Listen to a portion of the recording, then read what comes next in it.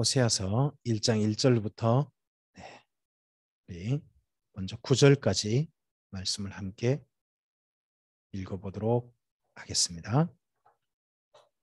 우시야와 요담과 아하스와 히스기야가 이어 유다 왕이 된 시대, 곧 요아스의 아들 여로보암이 이스라엘 왕이 된 시대에 부일의 아들 호세아에게 임한 여호와의 말씀이라. 여호와께서 처음 호세아에게 말씀하실 때 여호와께서 호세아에게 이르시되 너는 가서 음란한 여자를 맞이하여 음란한 자식들을 낳으라. 이 나라가 여호와를 떠나 크게 음란함이니라 하시니, 이에 그가 가서 디블라임의 딸 고멜을 맞이하였더니 고멜이 임신하여 아들을 낳음에 여호와께서 호세아에게 이르시되 그의 이름을 이스라엘이라 하라. 조금 후에 내가 이스라엘의 피를 예후의 집에 갚으며 이스라엘 족속의 나라를 폐할 것임이니라. 그날에 내가 이스라엘 골짜기에서 이스라엘의 화를 꺾으리라 하시니라. 고멜이 또 임신하여 딸을 낳음에 여호와께서 호세아에게 이르시되 그의 이름을 로루하마라 하라. 내가 다시는 이스라엘 족속을 긍휼히 여겨서 용서하지 않을 것임이니라. 그러나 내가 유다 족속을 긍휼히 여겨 그들의 하나님 여호와로 구원하겠고 활과 칼이나 전쟁이나 말과 마병으로 구원하지 아니하리라 하시니라. 고멜이 로루하마를 젖된 후에 또 임신하여 아들을 낳음에 여호와께서 이르시되 그의 이름을 로암미라 하라. 너희는 내 백성이 아니요 나는 너희 하나님이 되지 아니할 것임이니라. 아멘. 우리가 열왕기하서 14장에 와가지고 북이스라엘 왕 여로보암 2세라고 하는 왕을 만났습니다. 그때 정도에 북이스라엘에 보냄받은 세 분 선지자를 앞서 두 분을 보셨어요. 한 분은 요나였죠. 또 한 분이 남유다 분인데 북이스라엘에 보냄받은 아모스였습니다. 그리고 북이스라엘 사람으로서 가장 오래 선지사 사역을 했을 걸로 보이는 호세아를 우리가 만나게 됩니다. 하나님께서요, 선지자를 보내실 때는 왜 보내셨는가 하는 이유를 반드시 생각하고 여기 말씀 들어가야 됩니다. 왜 보내시느냐? 그 시대가 하나님 보시기에 너무 첫째는 악하기 때문입니다. 두 번째는 하나님께서 곧 심판을 그 땅 가운데서 징계를 임하게 하실 것이기 때문입니다. 그래서 징계에 앞서서 하나님이 정말 때리시기에 앞서서 권해 보시려고 그러려고 보내시는 분들이 선지자입니다.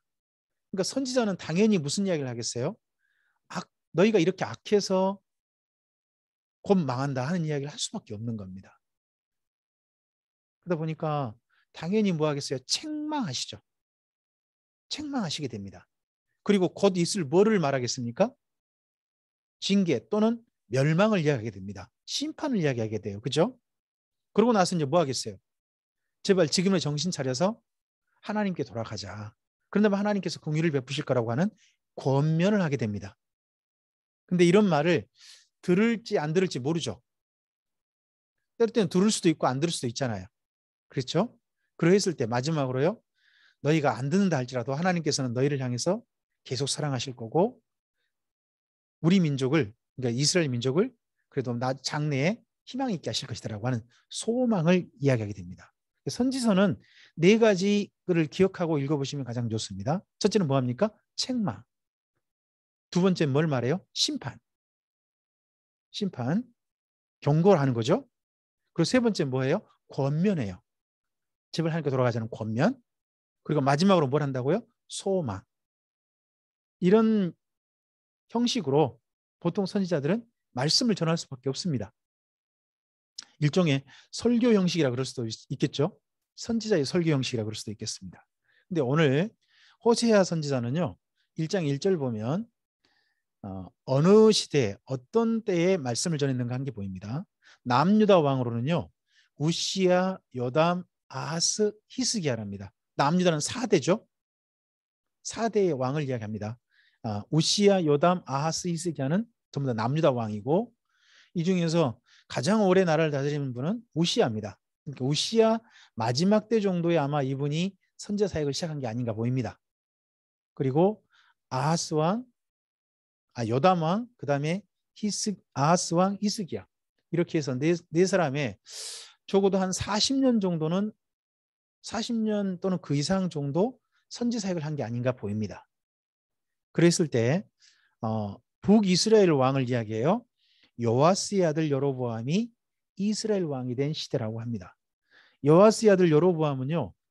방금 앞서 말씀드린 우시야, 요담, 아하스, 히스기야 이 중에서 어느 왕 때일까요? 우시야 때부터 히스기야 때까지 다 여로보암이라는 왕이 전부 다 그때 전부 다 왕이었느냐? 아닙니다. 그때는 아니고 우시야 때입니다. 우시야 여담 때 정도라고 생각하시면 됩니다. 그때 정도면 왕입니다. 근데 보냄받은 시기가 언제라는 이야기입니까? 여로보암이 왕이 있었을 때 선지자로 파송받은 거죠. 그때부터 선지사역을 시작한 겁니다. 그때부터 호세아가 임한 말씀인데 근데 여기는 1절에 보면 뭐가 없냐 그러면 어느 나라에 보냄받은 건데 남유다에 보냄받은 거야? 북이스라엘에 보냄받은 거야? 아니면 두 나라 다야? 1절에는 없잖아요. 근데 그 다음 내용을 읽어보면 전부 다 북이스라엘에 관한 이야기입니다. 그러니까 호세아 선지자는 어느 나라에 보냄받은 선지자? 북이스라엘에 보냄받은 선지자고 그분이 사역 시작은 여로보암 2세라고 하는 왕이었을 때 선지 사역을 시작했다.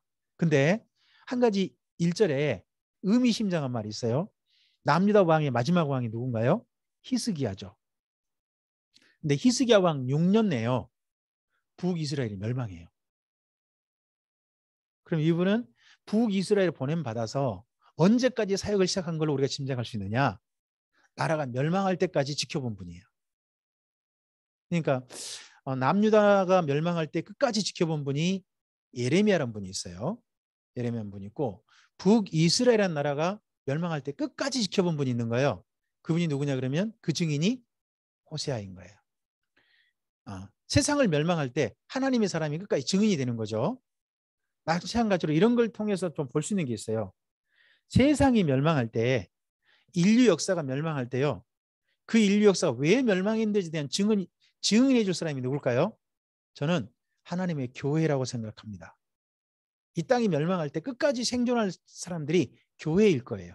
세상이 나라가 멸망할 때 끝까지 하나님의 선지자가 있었던 것처럼 짐작해 보건대 하나님의 인류 역사, 하나님이 허락하신 인류 역사도 멸망할 때 끝까지 존재하는 사람들이 바로 교회라고 하는 하나님 택함 받은 사람들일 가능성이 저는 높다고 생각합니다. 근데 문제는 뭐냐 그러면 호세아라든지 또는요 예레미야 둘 다 나라가 멸망할 때 존재하다 보니까 삶의 형편이 어떠할까요? 상당히 많이 힘들어요. 사람들로부터도 고통당하고요. 실제 삶의 환경도 굉장히 많이 어려워요. 근데 그런 가운데 버티는 거예요. 끝까지 증인이 되는 거죠. 자, 먼저 이제 호세아에게 가장 먼저 첫 번째 임한 사역은요. 결혼이었답니다. 2절 보면 그렇죠? 가서 말씀 전하라가 아니라 먼저는요. 결혼하라는 겁니다. 근데 어떤 여자에게요? 가서 음란한 여자를 맞이해서 음란한 자식을 낳으랍니다. 그런데 이유가 뭐예요? 2절에서는요. 그렇게 한 이유를 뒷부분을 찾아서 줄거 놓으셔야 돼요. 이 나라가 여호와를 떠나 크게 음란하기 때문에 그러라는 거예요. 그러면 북이스라엘 나라가 멸망할 때 정도에 어떤 종교에 심취했을까요? 이건 종교적 현상이겠잖아요. 하나님의 여호와 종교가 아니라 다른 종교, 우상 종교라든지 이런 종교에 심취했을 것이다라고 보여지죠. 그렇죠? 그러다 보니까 온 나라 사람들이요. 그 종교 아래서 태어난 사람들이에요. 종교 아래서 자라고요. 종교 아래서 죽는 거예요. 어떤 종교요? 여호와를 믿는 종교가 아니라 타 종교인 거예요. 하나님께서 북이스라엘 나라를 220년간 존재하게 하셨거든요. 근데 북이스라엘 사람들이요. 태어나자마자 자기들이 여호와라고 하는 신을 봐요. 근데 그 신이 뭐냐? 송아지예요. 그리고 죽을 때도 무슨 신을 보고 죽어요? 여호와 송아지를 보고 죽어요. 그게 누구라고 여기고 여호와라 여기고 그렇게 죽는 거예요. 그런 생활이 반복되는데 그게요 점점점 없어지는 게 아니라 점점점 심해지는 거예요. 사람들이 다 거기 빠져버리는 거예요. 그리고 진짜 하나님을 믿는 사람들은 이제는 없어지는 거예요. 뭐 호세아라든지 몇 분밖에 안 남은 거죠. 그런 사람들을 만나고 또 심지어요. 호세아가 이렇게 볼 수도 있어요. 2절 같은 말씀을 통해서 이렇게 거꾸로 생각해 볼 수도 있습니다. 호세아가요. 결혼할 만한 경건한 여자도 없는 거예요. 하나님을 믿는 경건한 자도 진짜 믿는 자가 끊어져 버린 나라가 어느 나라? 그게 북이스라엘인 거예요. 그러니까 항상 예수님 말씀 이런 말씀이 있거든요. 인자가 올 때 믿는 자를 보겠느냐. 보면 역사 속에 보면 성경 역사 보면 그게 보여요. 마지막 멸망할 때는요. 더 이상 믿는 자가 없어요. 노아 때도 그랬죠. 그리고 소돔과 고모라도 보면 노세 가족에는요. 아무도 안 믿어요. 아무도 안 믿어요. 그리고 북이스라엘도 여기 보니까 이제는 결혼할 만한 여자도 없는 믿는 자가 이제 완전히 끊겨져 버린. 그럼 호세아가 죽고 나면요. 믿는 자 존재하지도 않은 그런 나라일지도 모르죠. 그런 정도 지경까지 온 거죠. 그러니까 멸망해요. 그러니까 멸망하는 거예요. 어떠세요? 우리 집에는 그래도 믿는 사람들이 있나요? 앞으로 믿을 만한 사람이 있나요? 그러면 아직 하나님 안 오시는 거예요. 아직 심판이 임하지 않는 거죠. 아직은 그리고요. 생각해 보세요. 믿는 자들이 삶이 많이 힘들고 어려운가요? 아니죠. 그렇지는 않잖아요. 아직은 살만하잖아요. 그러면 아직은 그런 날이 아닌 거죠. 근데 북이스라엘은 벌써 그렇게 돼버린 거죠. 돼버려서 정말 호세가 결혼할 만한 여자도 없다 보니까 그런 여자는 결혼을 합니다. 근데 문제는 뭐냐? 둘 사이에 태어나는 아이들이 문제예요. 아이들이 누구 아들이냐는 거예요. 어쨌든지 3절에 보면 디블람의 딸 고멜이라는 여자를 아내로 맞이했답니다.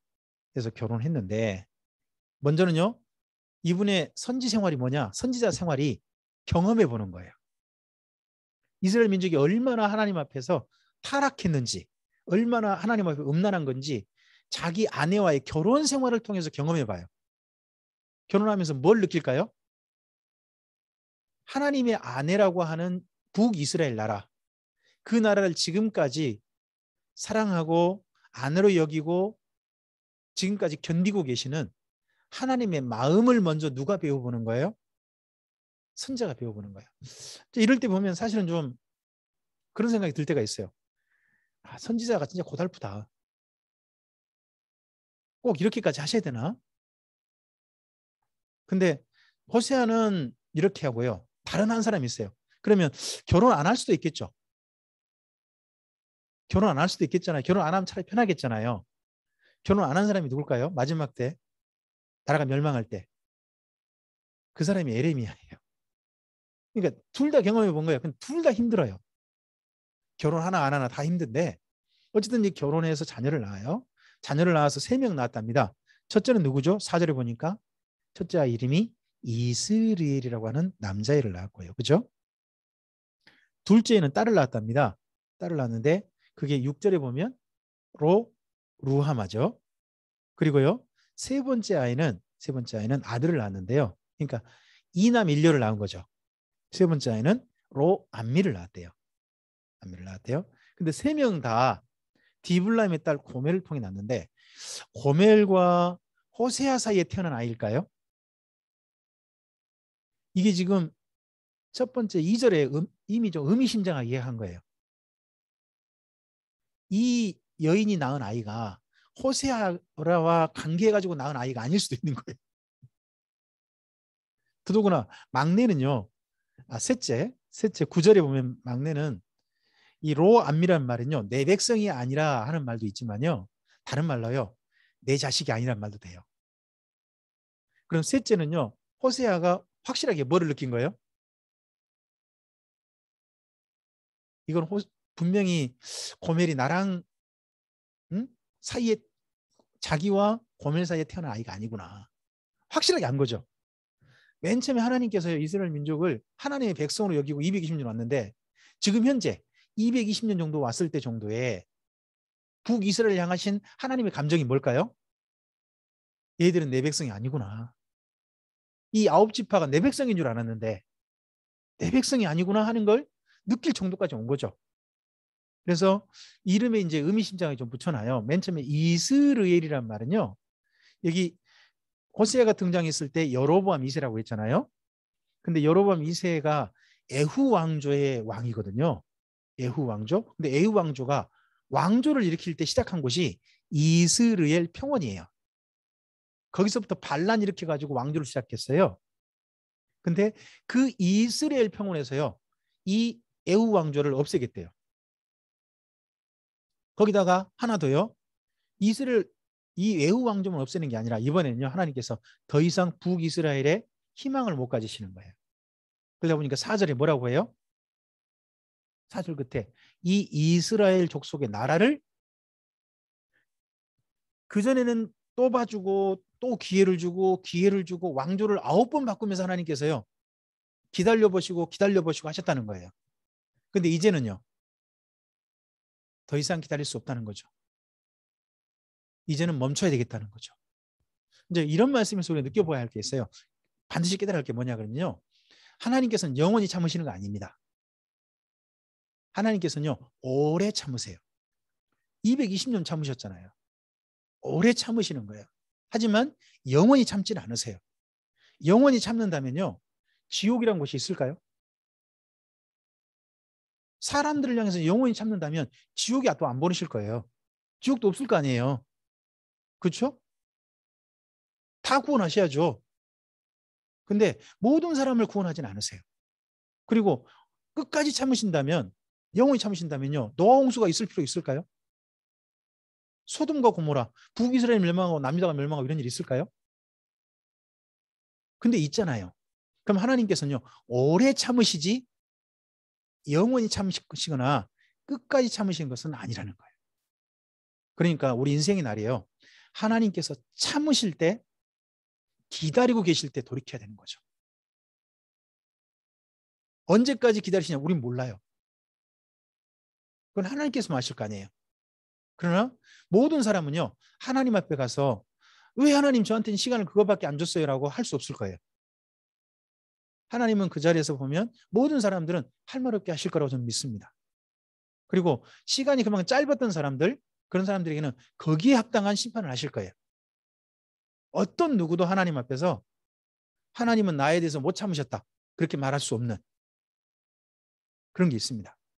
자, 어쨌든지 세 사람인데 첫째 그래 이스라엘 평원에서 이 나라를 없애되 둘째 이름이에요. 그때 하나님의 감정이 드러나요.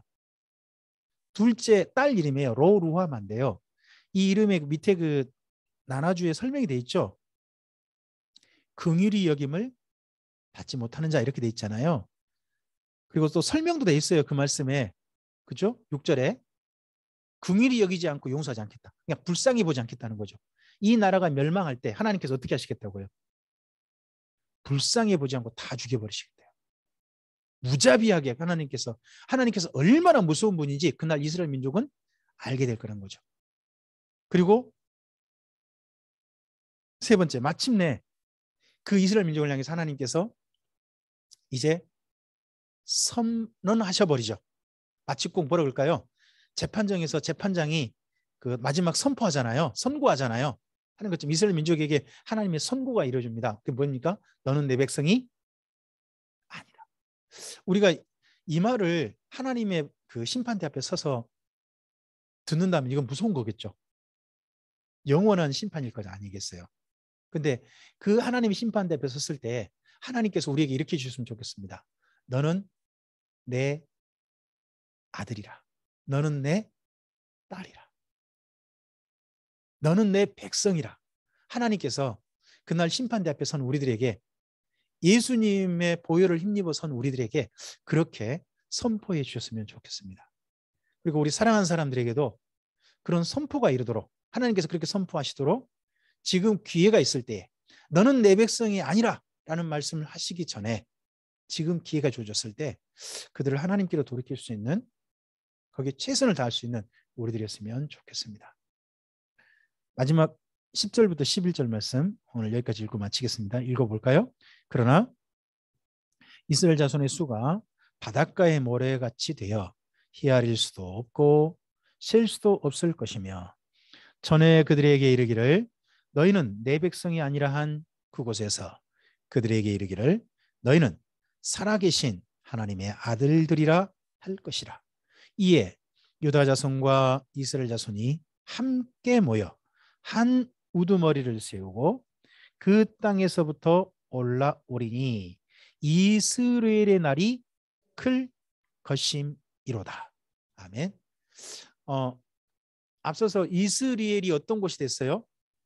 선지자의 선포의 말씀을 통해서 보니까 멸망하는 장소잖아요.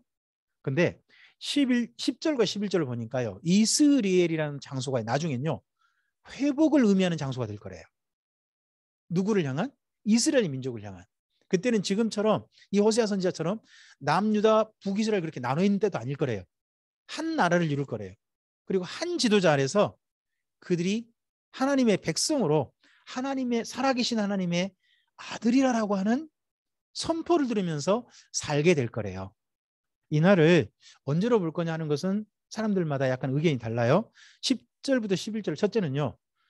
바벨론 포로 기한으로 보는 분도 있어요.